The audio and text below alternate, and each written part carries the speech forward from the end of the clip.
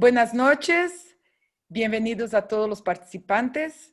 Bienvenida a la clínica bióloga Clara Corona Lau.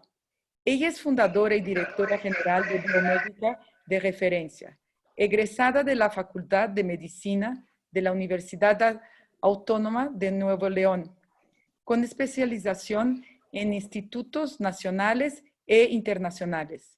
También es presidenta del Consejo Mexicano de Empresas de Diagnósticos. Bienvenida, Clara. Es un gusto que nos regales ese tiempo para Gira Montesinay y pues el micrófono es tuyo y estamos muy contentos de poder compartir contigo. Gracias, muchas gracias por la invitación. Yo siempre digo que Monte Sinaí, yo le tengo un cariño muy especial y que me hayan invitado, pues me siento halagada. Ok, vamos a hacer un poquito, recordar un poquito de historia, de esa historia corta de la que estamos viviendo. Con una gran incógnita, terminaba el año 2019, mientras 116 millones de personas estaban viajando o volando para ir a festejar el fin de año con familiares, con amigos. Por otro lado, otros estaban poniendo atención en el juicio político de Donald Trump.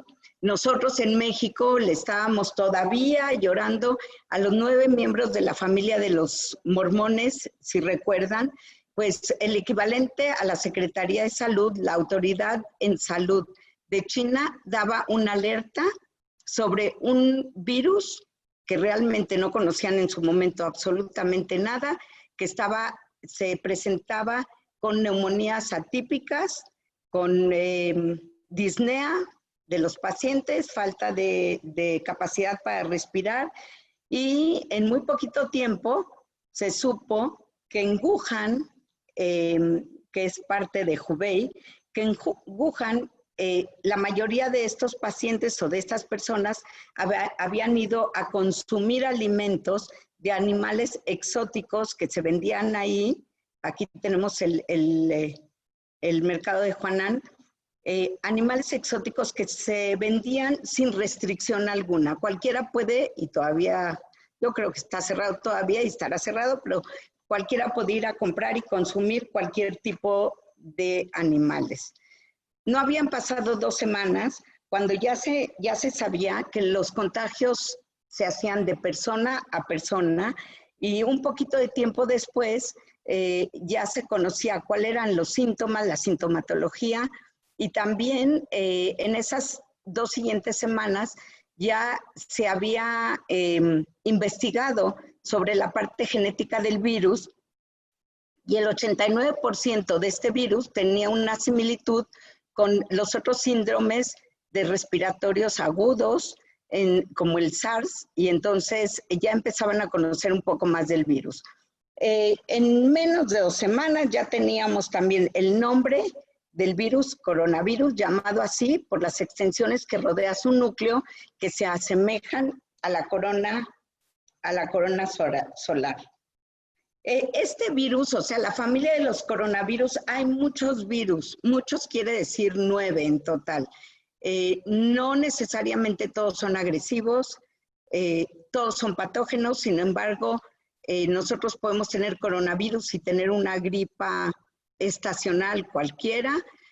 Sin embargo, sí hay varios dentro de los coronavirus que son agresivos, como el que tuvimos la pandemia, no sé si recuerdan, el SARS-CoV en 2003, el MERS, que es un síndrome respiratorio de Medio Oriente. ¿Por qué? Porque el reservorio principal eran los camellos. Eso se suscitó en 2012, que también fue una pandemia.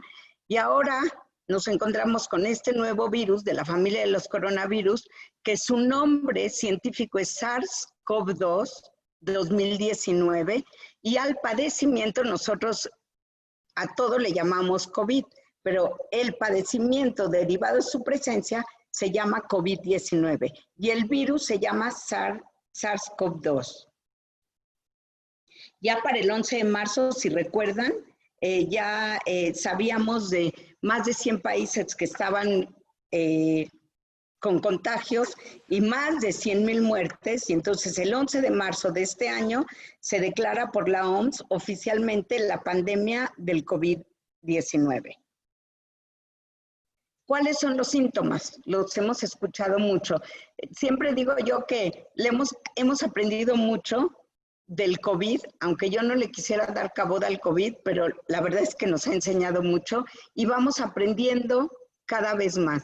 ¿Cuáles son los síntomas? Al principio decíamos, no sé si recuerdan, que el triage se hacía. Si tenías fiebre y tos seca, eran los dos síntomas, ¿no? Dolor de garganta empezó a aparecer, diarrea, no sabíamos, ya sabemos que también es un síntoma, cansancio, dificultad para respirar y falta de olfato y pérdida de gusto, anosmia y ageusia, ¿ok? La disnea es la falta o la dificultad para respirar. ¿Qué es lo que pasa? ¿Cuál es la evolución de esta enfermedad? La enfermedad tiene 3 fases, una fase leve y 2 fases graves, digamos. La grave es la final y la crítica es la fase 2. Entonces, en la fase 1, que es la fase virémica, los primeros días del contagio, los 10 primeros días del contagio, el virus se encuentra en vías respiratorias altas. Por eso nosotros tomamos la muestra, si alguien ya se tomó una muestra para COVID, tomamos la muestra de nasofaringe. ¿Quién habla? ¿Ok? Necesitamos llegar muy arriba, no solamente en la parte exterior de las narinas, sino hasta arriba, nasofaringe. También hay lugares donde se toma la muestra de orofaringe. También está bien. En biomédica tomamos de nasofaringe porque se ha demostrado que donde uno puede capturar mayor número o mayor cantidad de virus es sin duda de la nariz. En esta fase, que es donde se da el contagio, y el contagio se da, ya dijimos, de persona a persona, pero básicamente se da por las gotitas de flush. Son esas gotas que nosotros emitimos, no solamente al estornudar y al toser, sino al hablar también. Yo todo el tiempo ahorita estoy emitiendo gotas de flush que no vemos, no alcanzamos a verlas, pero sin embargo que se quedan en el ambiente y sobre todo se quedan en el piso y eso hace que nosotros, si yo tengo las manos, me estoy tocando, bueno, pues ¿por dónde ingresa el virus? Por las mucosas. Por eso se insiste tanto que no podemos tocarnos la boca, la nariz y los ojos, porque es la vía entrada de las mucosas. ¿Cuánto tiempo se queda el virus en los lugares inertes, que se les llaman fómites, que es cualquier objeto que no tiene vida? Si es cartón, se queda 24 horas. Sin embargo,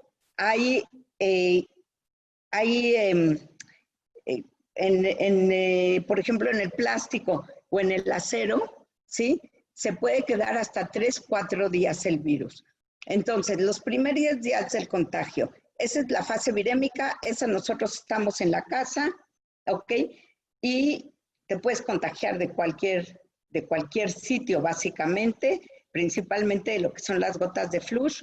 Y en estos días, el tratamiento se les da a los pacientes en casa. No hay un tratamiento específico para COVID, no existe hasta la fecha.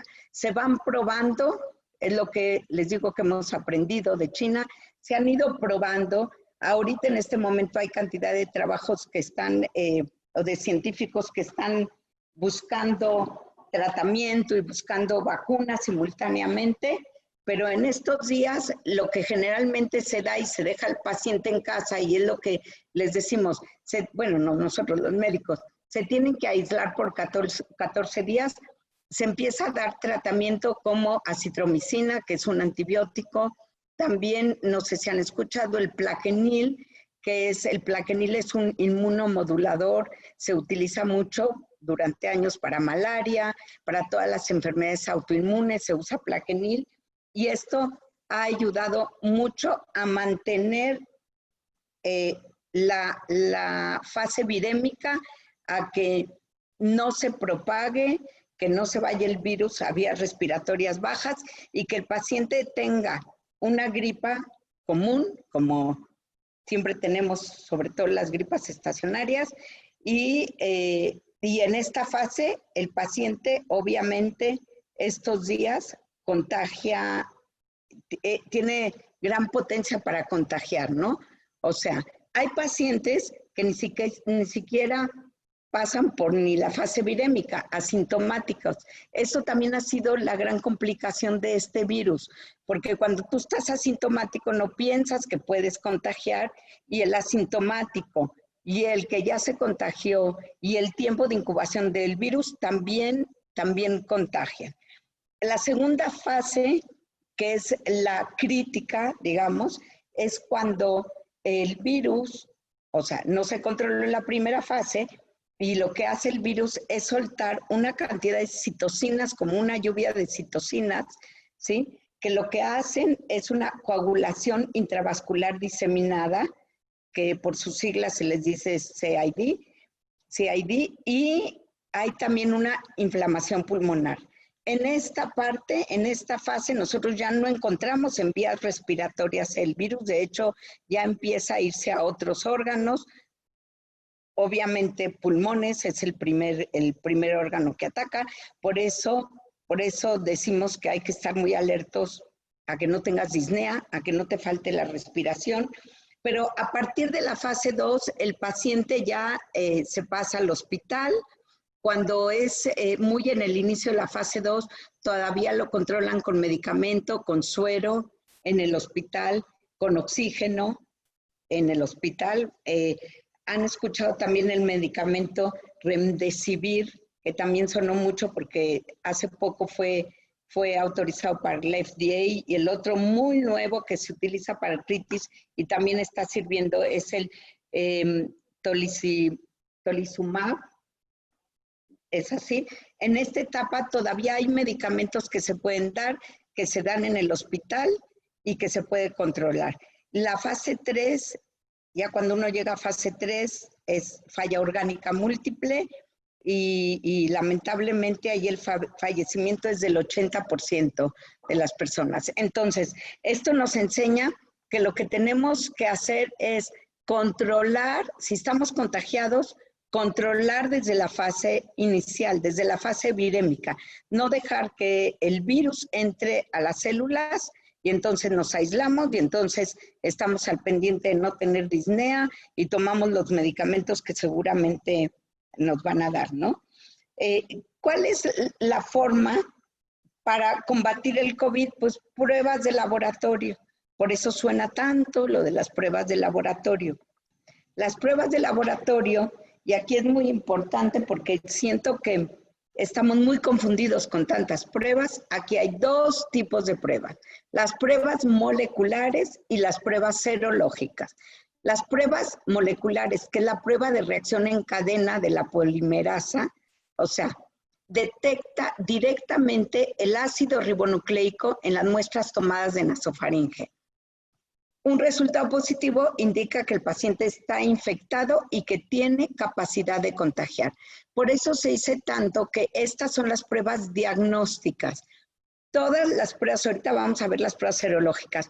No existe otra prueba diagnóstica al día de hoy que las pruebas moleculares, ¿ok? Ese es el gold standard en cualquier lugar del mundo. Esas son las que ahora hacemos, las que vienen al laboratorio y nosotros las procesamos.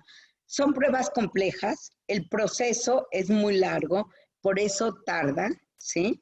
Pero lo que se hace en esas pruebas es extraer el RNA del virus, ampliarlo para poderlo contar y ingresarlo a equipos donde se puedan contar, ¿sí? Contar el número de virus, la cantidad de virus y si se está replicando o no. Estas son las pruebas moleculares que todas, bueno, cualquier molecular sirven para diagnóstico. Ahora, tenemos por otro lado las pruebas serológicas. Hablamos de pruebas serológicas que hay instrumentales y hay pruebas rápidas. Yo sé que estamos muy familiarizados con las pruebas rápidas porque lamentablemente han entrado a nuestro país de forma ilegal, entraron los meses pasados las pruebas rápidas, que muchos de ustedes las han de conocer, las de cartucho, tal vez es muy fácil tomar la muestra, pero es complicado interpretar el resultado. Si estas pruebas están en manos de alguien que tenga competencia técnica para hacerlas y para interpretarlas, es un apoyo para saber inmunidad, no para hacer diagnóstico, ¿ok? Las pruebas serológicas es solamente para saber inmunidad, para saber si ya estuviste contagiado y si ya eres inmune. Tristemente, hoy por hoy, aunque tengamos anticuerpos, no necesariamente quiere decir que tenemos una inmunidad que nos va a durar mucho tiempo. No se sabe si poco o mucho, y esto es lo que ha sido un poco complicado también para hacer la vacuna. La inmunidad no sabemos cuánto tiempo porque es un virus nuevo. Pero bueno, sin duda, alguien que sepa que ya tiene anticuerpos, pues sí da mucha tranquilidad que ni se va a contagiar y no va a contagiar al que esté junto, ¿no? Estas son las pruebas rápidas, las que realmente entraron como no deberían de entrar y las venden gente que no debería de venderlas y las tienen en la casa como si fuera una prueba de embarazo, ¿no? Y no lo es. Y las instrumentales son las pruebas que se van a hacer en el laboratorio, que ya se están haciendo a partir de esta semana, porque apenas se autorizó el primer reactivo la semana pasada, que es un reactivo de Abbott. Tenemos muchos proveedores, muchas industria que hace pruebas para anticuerpos instrumentales que se van a ir autorizando poco a poco. Esto es el ejemplo cuando ustedes vienen al laboratorio y dices, a ver, me vacuné de rubiola, o no me acuerdo si me vacunaron de chico. Quiero saber si tengo rubiola. Ah, pues se hace una prueba de anticuerpos para rubiola. Es lo mismo para hepatitis, para toxoplasma, para citomegalovirus, para AIDS, para SIDA. Ahora es para el SARS-CoV-2. O sea, pero esas sí son pruebas instrumentales.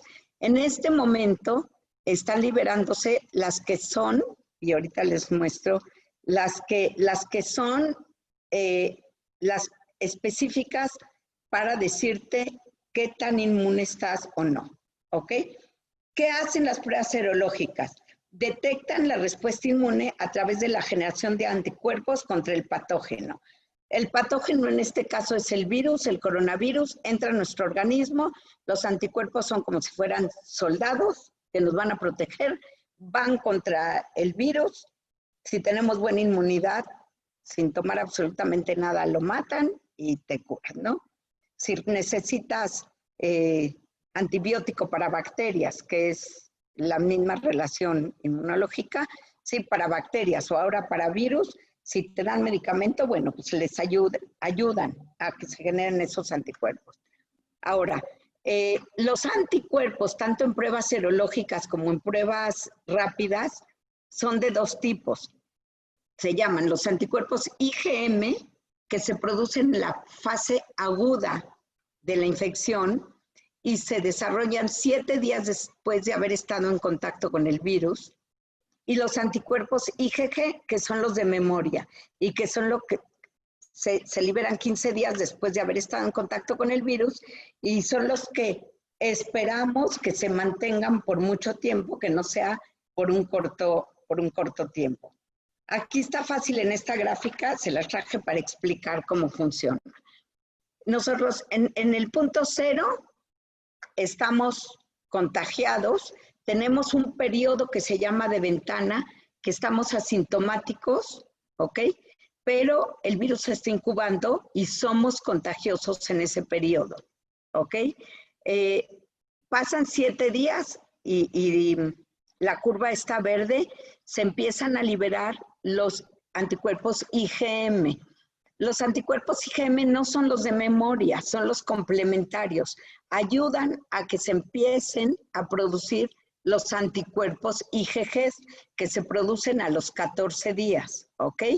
Los IgG se producen, los IgMs, perdón, empiezan y desaparecen a los 21 días, mientras que los IgG, que son los que queremos, aparecen después de 14 días y permanecen en la sangre y proveen de inmunidad, esperando que este sea igual que las otras infecciones, proveen inmunidad a largo tiempo, ¿ok?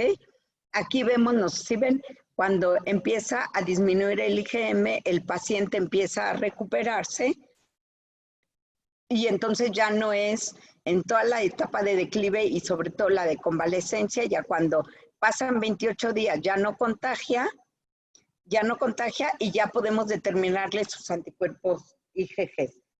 De ahí la importancia de entender para qué son esas pruebas rápidas y para qué son las instrumentales. Yo no voy a satanizar las pruebas rápidas. Las pruebas rápidas tienen su función, son muy importantes. Si aquí en México se quiere hacer un estudio epidemiológico para toda la población en nuestro país, es imposible hacerlo con pruebas instrumentales.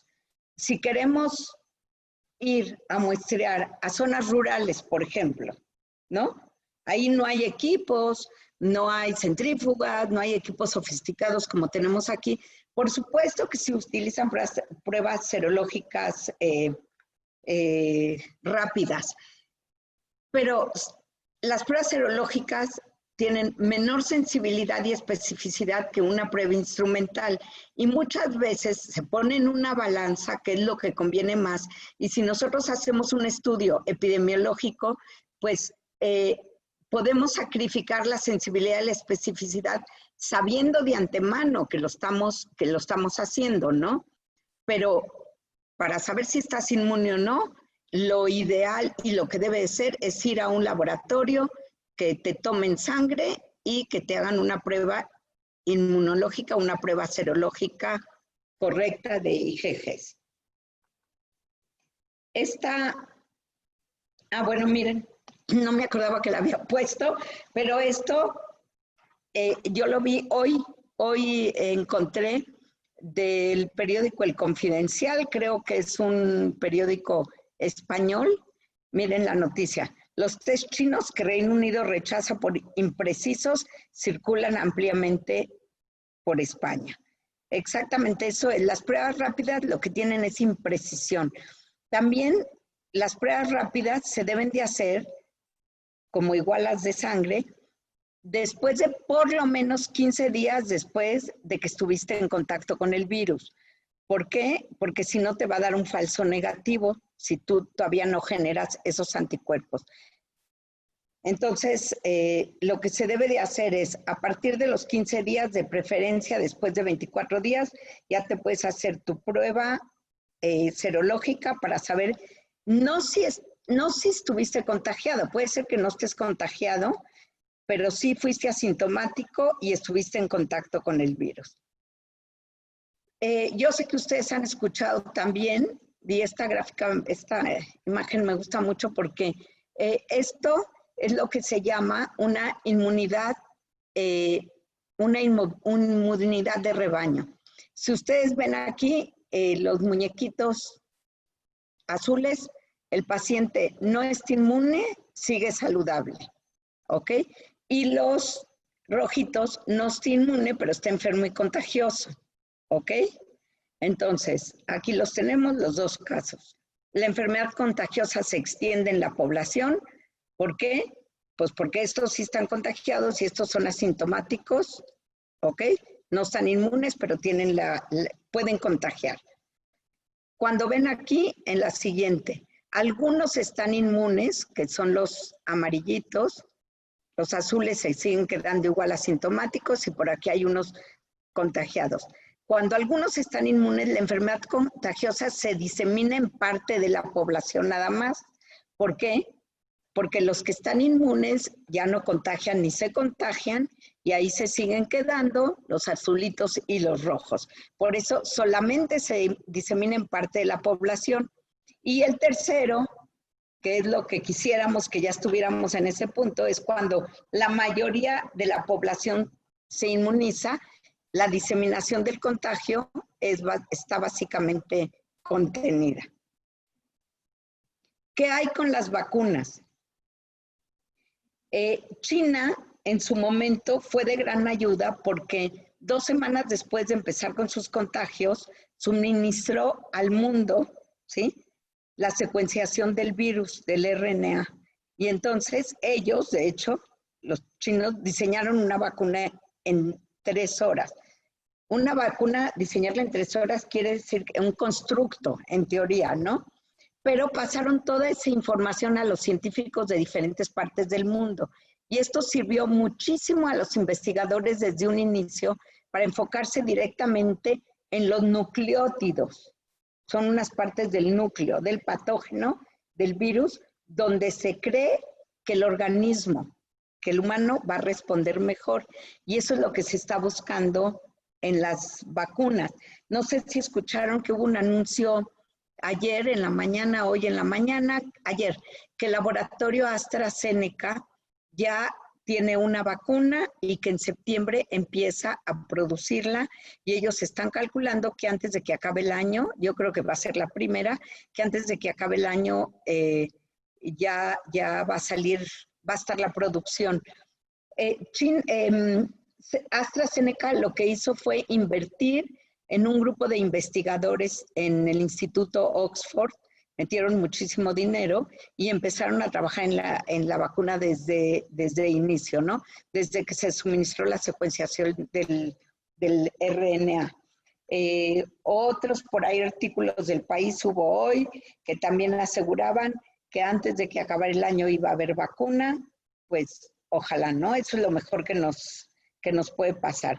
En el momento que haya vacuna, todo el mundo pregunta cuándo va a acabar esto.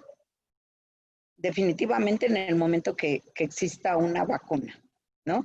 Cuando digo esto quiere decir no vamos a, yo, esto es muy personal, no vamos a estar encerrados de aquí a diciembre, obviamente en las casas, ¿no?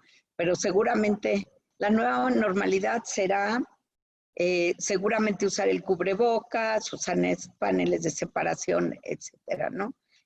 Tener su sana distancia, se va a quedar con nosotros Susi, porque de aquí a diciembre creo que esa va a ser la nueva normalidad. Y el plasma convaleciente. El plasma convaleciente no es algo nuevo. De hecho, desde la pandemia de 1918 ya hubo pacientes tratados con plasma convaleciente. También cuando hubo la epidemia de ébola hace algunos años, también se utilizó. ¿Qué es el plasma sanguíneo? Es la fracción acuosa de la sangre. ¿Qué contiene? Agua, sales, anticuerpos, proteínas. Usualmente se utiliza en terapias para personas que tienen deficiencia inmunitaria. Les explico, en el laboratorio, cuando les tomamos muestra con el tubito de tapa amarilla, que lo que ustedes ven en el laboratorio, las tapas de colores, eso es una nomenclatura internacional que nos indica qué anticoagulante tiene cada tubo. Y el tubito moradito que ven, si uno lo centrifuga, ese tiene un determinado anticoagulante que se llama, no importa, etilendiamino tetracético, pero cuando nosotros centrifugamos ese tubo y separamos el paquete celular, lo que se ve arriba es el plasma. Y es lo mismo que se hace en esta bolsa de sangría que ven ustedes aquí. Esas son bolsas, cuando dona sangre, pues hay bolsas para la sangre total y bolsas para el plasma con equipos diferentes, ¿no? Entonces, se separa el plasma y este plasma, el principio como funciona es muy sencillo. Se hace transfusión de plasma de la sangre de quienes ya han recuperado la enfermedad y desarrollan anticuerpos a pacientes que están luchando contra la enfermedad. El plasma convaleciente se hace en pacientes que ya tienen una enfermedad avanzada, ¿ok? Que tienen una bomba de citocinas, que lo que hacen las citocinas, así como son buenas a veces porque son antiinflamatorias, también son proinflamatorias, dependiendo de la situación, y entonces es cuando se utiliza el plasma convaleciente. También se le llama terapia de anticuerpos pasivos, ¿Por qué se llama de anticuerpos pasivos? Porque no estamos nosotros generando ni la vacuna que nos están aplicando, son los anticuerpos, ¿no? Es anticuerpo pasivo, nosotros se lo estamos colocando al paciente directamente.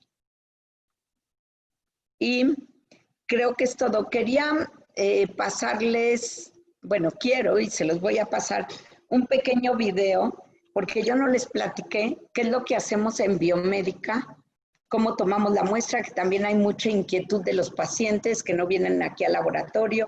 Nosotros hicimos una conversión, si ustedes conocen nuestra matriz que está en Montes Urales, hicimos una conversión de la sala de espera, que la conocen, la hicimos toda área COVID, incluso integramos, levantamos una pared de tabla roca, quitamos una ventana que dividía la cafetería, bueno, va a regresar a su estado original, pero ahorita divide la cafetería con el área de tomografía y reconvertimos a un área COVID y es ahí donde se toman las muestras. En todas las otras sucursales no se toma COVID y aquí el paciente que viene de rutina, ya sea le tomamos muestra a domicilio o viene aquí, pero tenemos un área totalmente separada del área COVID para el paciente de rutina. Pero ¿qué pasa cuando uno entra aquí a nuestra área de COVID?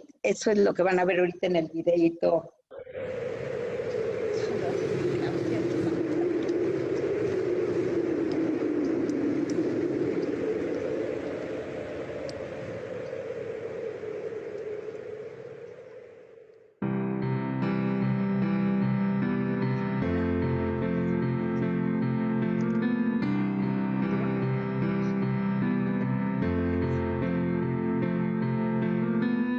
Estamos hoy contigo,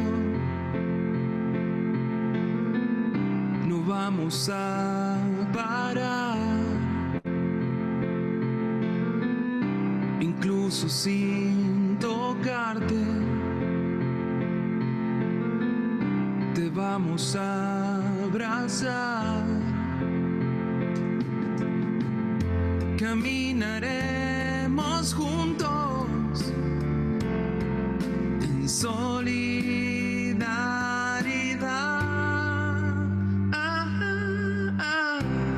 El mundo se detuvo, todo se silenció, pero nos queda clara cuál es nuestra misión. Por ti velamos diario con inmenso amor, y lo desconocido hoy nos mueve del lugar, nos lleva a reinventarnos y a cuidarte sin descansar, sin tregua noche y día. Vamos a continuar, y aunque el cansancio pese, serás la prioridad. Biomédica a tu lado, siempre en unidad, más que nunca en equipo, vemos la oportunidad de reforzar que tú eres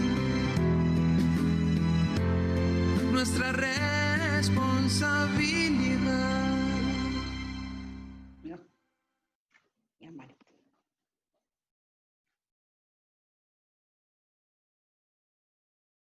Gracias. Empezamos con la sesión de preguntas. Emilio, te paso el micrófono y ahorita vamos a también contestar las preguntas del chat. Gracias, Marlene. Gracias, Química Clara. Muy informativa tu plática.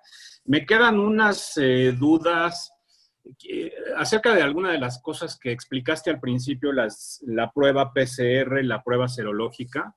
Me gustaría nada más puntualizar algunos datos que al menos a mí me quedaron poco claros y después pasamos con preguntas un poco más hacia otras áreas. Primero, la prueba PCR, la que detecta si estás enfermo de coronavirus. ¿En qué momento del posible contagio se lleva a cabo esta prueba? ¿Y qué tan frecuentes son los resultados falsos, ya sea falsos positivos o falsos negativos, en la prueba PCR? El PCR, tú tienes que hacerte una prueba diagnóstica 3 días después, entre 3 y 5 días después de que tú sospechas por los asintomáticos, de que sospechas que te pudiste haber contagiado. Si ya estás contagiado en el momento que tienes los síntomas. Okay. Si eres asintomático y sospechas, por ejemplo, es típico que a lo mejor uno de los hijos se contagió y entonces quieren hacer un cerco y checar a toda la familia, ¿no? Y correcto. Así es, o sea, con que uno se haya contagiado, entonces, del día que piensas que te contagiaste, de 3 a 5 días. Falsos positivos o negativos. O negativos. En la prueba de biología molecular, difícilmente. Sí hay, pero es un porcentaje muy bajo. ¿Cuándo nos pueden dar falsos positivos? Que hubiera una contaminación a la hora que tú estás trabajando la muestra.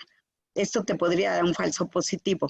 Pero fuera de eso, no hay falsos positivos. Falsos negativos sí puede haber. Principalmente por 2 causas. Uno, que la toma de la muestra no haya sido la correcta. Nosotros aquí decimos que si el paciente sale llorando, pero no llorando de dolor, lo que pasa es que si tú introduces el hisopo hasta donde debe de ir, que es a la altura del lagrimal, generalmente te lloran los ojos, ¿no? Eso quiere decir que fue una buena toma de muestra. En muchos lugares, si se hace una mala toma de muestra, entra y no pasa a esta parte del cornete, entonces no recoges el material que requieres. Por eso te puede dar falso negativa. Y la segunda, que es muy raro, pero sí puede suceder, que el paciente tenga muy poco material genético. Sí, que la cantidad de virus que tenga es muy poquito. Entonces, para eso los médicos utilizan mucho la tomografía, porque la tomografía en el momento, cuando vienes con sintomatología, tú puedes saber las características de la infección por el coronavirus. Son muy diferentes las imágenes a cualquier otro virus o a cualquier neumonía por bacteria. Entonces, te hacen también la tomografía. Pero la realidad es que es poco frecuente. Ok, y la prueba serológica, ¿en qué momento se lleva a cabo? Y ya, bueno, ya nos decías que las pruebas rápidas tienen un alto índice de resultados falsos, pero la prueba no rápida, ¿cómo le llamaste? ¿Instrumental? Sí, instrumental, sí, serológica. Instrumental. Ok, la serológica instrumental, ¿en qué momento hay que hacerse y qué porcentaje de resultados falsos puede generar? Sí. Te la tienes que hacer después de tu contagio o tu contacto 24 días. 24 días posteriores a que estuviste enfermo o a que estuviste en contacto con un paciente enfermo, aunque tú no tengas síntomas. Porque la generación de anticuerpos, nos vamos a sorprender ahorita que ya hay estas pruebas, cuánta gente a lo mejor pasó asintomática la enfermedad. Eso sucede muy frecuentemente con algunos virus, por ejemplo, el que es muy claro para nosotros es el hepatitis A. Cuando alguien viene aquí a ponerse la vacuna, yo siempre los invito a que mejor se hagan una prueba serológica, porque muchos de esos que quieren su vacuna ya tuvieron hepatitis A y fue asintomático, ¿no? Entonces, 24, mínimo 15, pero nosotros, que ya estamos por sacarlo ahorita esta semana, vamos a pedir que el paciente venga con 24 días para que estemos seguros que va a tener anticuerpos IgG. ¿Y qué porcentaje de gente consideras tú que es asintomática, que tiene el virus y no lo sabe? No lo sé, pero dicen que es el 80%. El 80% de las personas que tienen el virus, 80% son asintomáticos. 80%, fíjate, 80% van a pasar la enfermedad, muchos sin haberse dado cuenta y otros tantos como si fuera una gripa estacionaria. Eso es muy importante, esta pregunta, te voy a decir por qué, porque nosotros nos asustamos cuando oímos COVID y no está para menos, pero COVID no es sinónimo de muerte. Y a medida que ha pasado el tiempo y que la gente se está dando cuenta que tiene familiares o tiene amigos que tienen COVID y que están aislados y que no les pasa nada, se empieza a bajar un poquito el pánico, ¿no? Pero el 80%, el otro 20%, de ese 20% restante, 12% van a ir a dar al hospital con un tratamiento de oxígeno y de medicamentos y de suero. Y de ese 20, el 8% son los que van a necesitar ventilador. ¿Cómo saber si eres inmune? ¿Hay alguna manera de saber? Porque como dices, mucha gente lo tiene y no se da cuenta. Con las pruebas serológicas. Con las pruebas serológicas, muy bien. Exacto, ella va a ver. Otra pregunta del ABC, no sé si vas a querer o saber responderla, si ya están aplicando el aplicar el plasma para tratar a pacientes con COVID. No, yo hoy en la mañana hablé con el doctor Francisco Moreno y todavía no tienen permitido aplicar el plasma. Hay poquitos lugares aquí en México que lo están aplicando. Ok. ¿En qué consiste? A ver, platícanos un poco lo que está ofreciendo Biomédica. ¿En qué consiste en sí el paquete COVID o las diferentes pruebas COVID que ustedes ofrecen? Y voy a agregar un asterisco, si hay precios especiales para la comunidad. Sí. En esto también. El paquete COVID que nosotros diseñamos unas semanas después que empezó la pandemia, incluye pruebas de laboratorio que son muy útiles para el médico, para los médicos para empezar a tratar el paciente. Entonces, lo que tiene el paquete COVID es la prueba de biología molecular, tiene dímero D, que es una prueba para ver coagulación y que les da un pronóstico para ver qué tan complicado está la situación del paciente o no. Tiene procalcitonina, tiene ferritina, tiene biometría hemática, porque también se ha demostrado que en la enfermedad en COVID disminuyen los linfocitos, hay una linfopenia, tiene también una tomografía y a raíz de que nosotros integramos el tomógrafo a nuestra área COVID y ofrecíamos el paquete completo, la verdad es que ha sido de muchísima ayuda para los médicos para mantener al paciente en casa o mandarlo al hospital. Eso ha ayudado mucho y para saber el pronóstico. ¿Hay precios especiales para la comunidad? Sí. Hicimos un arreglo, un convenio con la comunidad para lo que dure esta pandemia. Lo hicimos abril y mayo, y ahorita lo extendemos a junio, en donde todos los análisis de laboratorio con la credencial de cada uno, todos los análisis que no sean COVID, tienen 35% de descuento. Los que no sean COVID. Los que no sean COVID. COVID, la prueba, que no podíamos hacer mucho descuento, pero es algo para la comunidad. Al paciente le cuesta 2,850 masiva, que son 3,300 pesos, y a la comunidad con la credencial 2,600 masiva, que son 3,100 pesos. ¿Esa es la prueba PCR? Es la prueba PCR. Y el paquete COVID tiene un precio preferencial de 11,000 pesos, 11 o 12,000. 12,000 pesos creo, pero imagínense, o sea, la tomografía solita cuesta casi 8,000 pesos, ¿no? Entonces, todo lo que les dije que incluye la tomografía y la prueba de COVID, que son las más caras de todo este paquete, todo esto está entre 11 y 12,000 pesos, no me acuerdo exacto el precio. ¿Y en cuánto tiempo están los resultados de todos estos estudios? Nosotros damos 2 días, de 2 a 3 días. Y no es porque no puedan salir el mismo día. Sí es complejo y es tardado el estudio, pero podrían salir en 10 horas, digamos, ¿no? Aquí la situación es que el volumen es tan alto que la extracción es lo que nos lleva mucho tiempo. Entonces, por eso damos 2 o 3 días. Nosotros creo que los otros laboratorios, de hecho, tardan hasta más tiempo.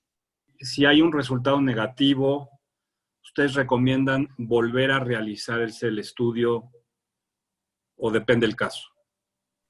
Si hay un resultado negativo y no tienes síntomas, lo que te recomendamos es que no te lo vuelvas a hacer a menos de que tengas síntomas. Y también es muy importante los lineamientos, o sea, para dar de alta a un paciente es, después de tu prueba positiva, tienes que tener 2 pruebas negativas para que te den de alta. Algunos médicos, depende de lo que te diga tu médico, pero algunos médicos lo manejan con 1, otros con 2 pruebas negativas. Déjame hacerte una pregunta más sobre en sí la evolución de la pandemia. Hemos visto en diferentes lugares del mundo pues, noticias muy diferentes. Vemos que en Estados Unidos, en muchos estados, en Florida, en Georgia, en Texas y en algunos otros, los casos han ido decreciendo.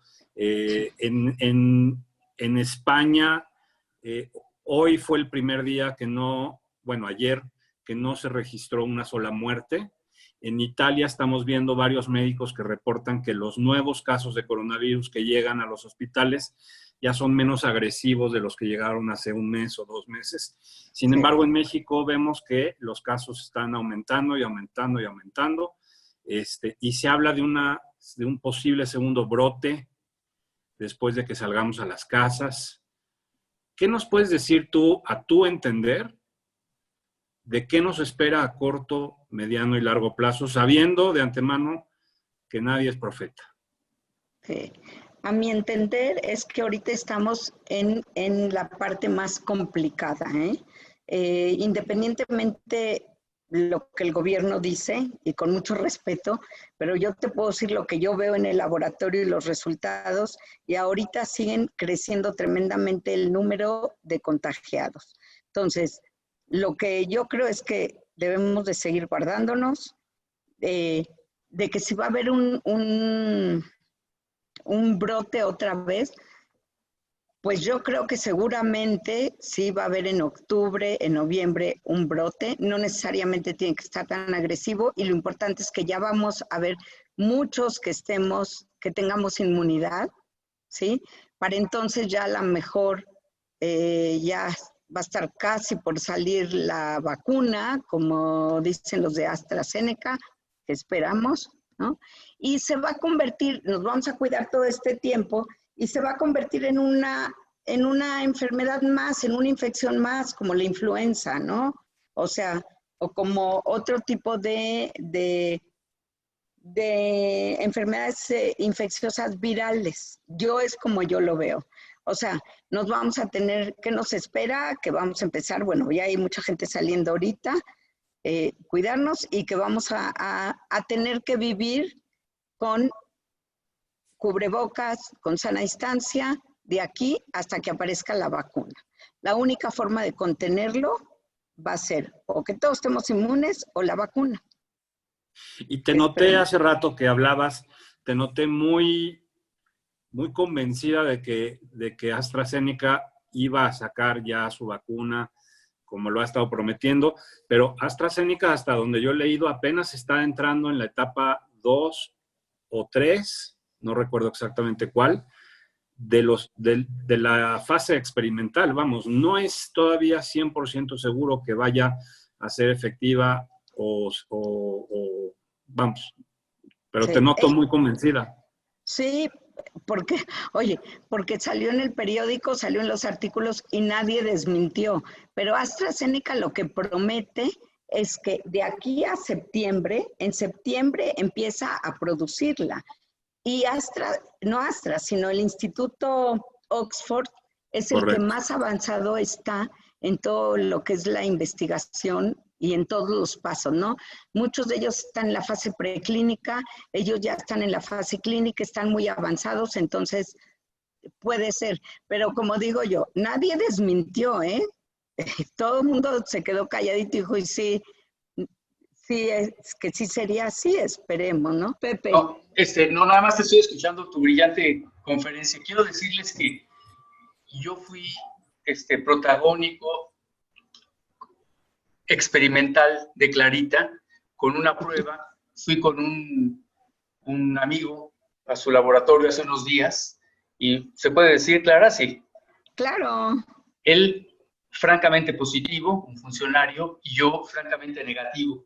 Y pensábamos que sus pruebas iban a fallar, pero cuando nos llegó el resultado, Clara, con toda la discrecionalidad, nada más me la mandó a mí la mía y a ella, a esta otra persona, la suya, pero él y yo nos comunicamos luego, la de él salió positivo y la mía desafortunadamente negativo, o sea, no me he contagiado, yo hubiera querido contagiar. Y la verdad es que estamos muy conscientes de la calidad que ofrece Clara, no en este momento, sino prácticamente en toda su historia de biomédica. Felicidades, Clara.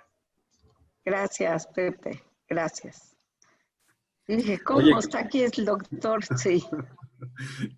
No, pues le mandamos un saludo al doctor Jalabe, que también nos ha acompañado aquí en varias sesiones con Montesinay, y siempre muy, muy, muy importantes y muy informativas todo lo que nos ha dicho el doctor Jalabe.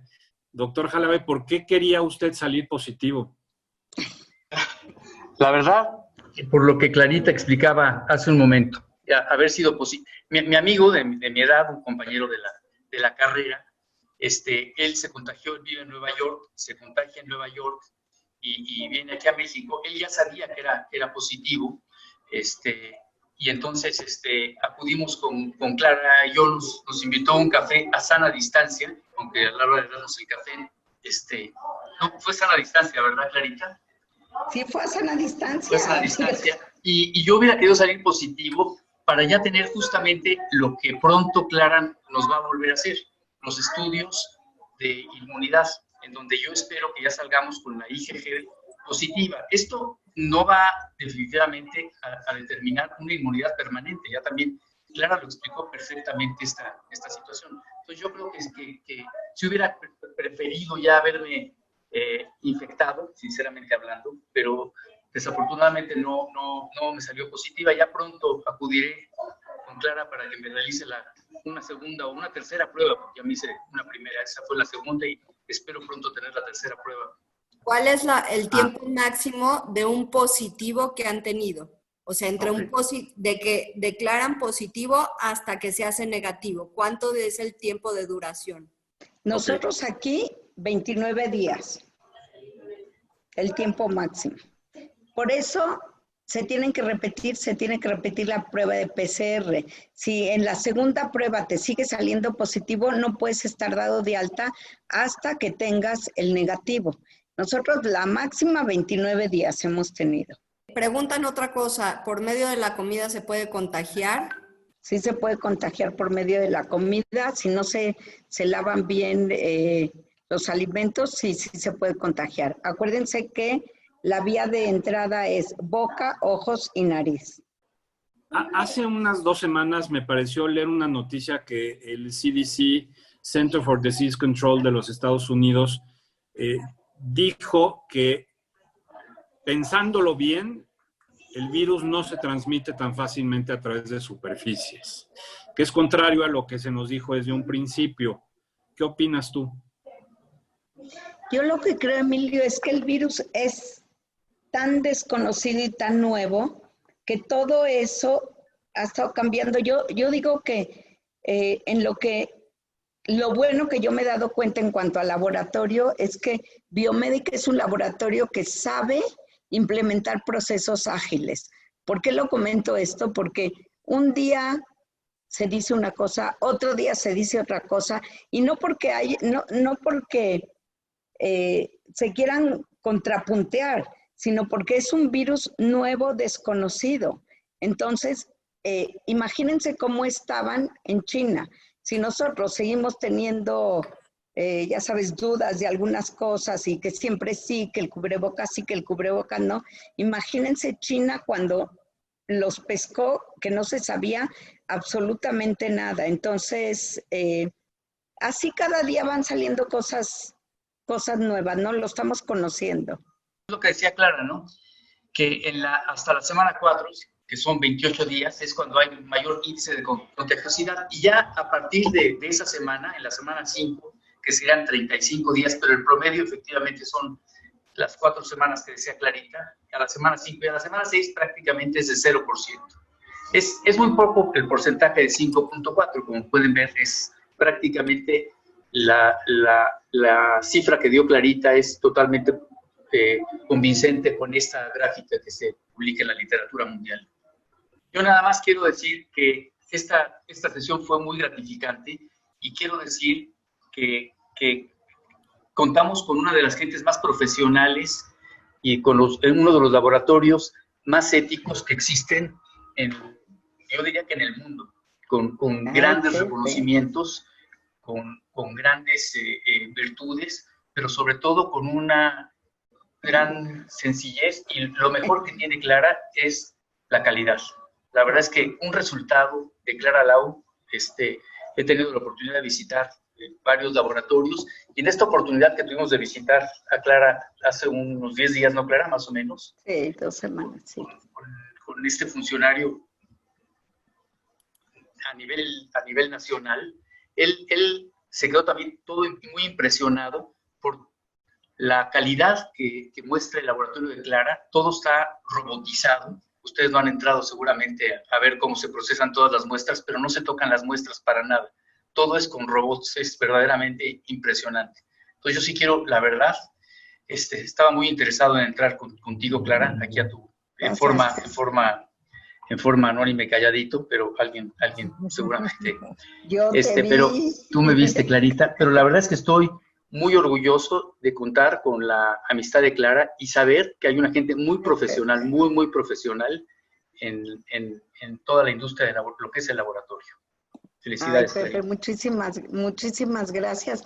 Y yo los invito, cualquiera que venga, que quiera venir, organizamos un grupito y conocen el laboratorio. A mí me encanta presumir todo lo que tenemos, presumir la calidad de colaboradores que tenemos, y cuando gusten pueden venir al laboratorio y verlo, como digo yo, por dentro, las entrañas. Gracias, Clara.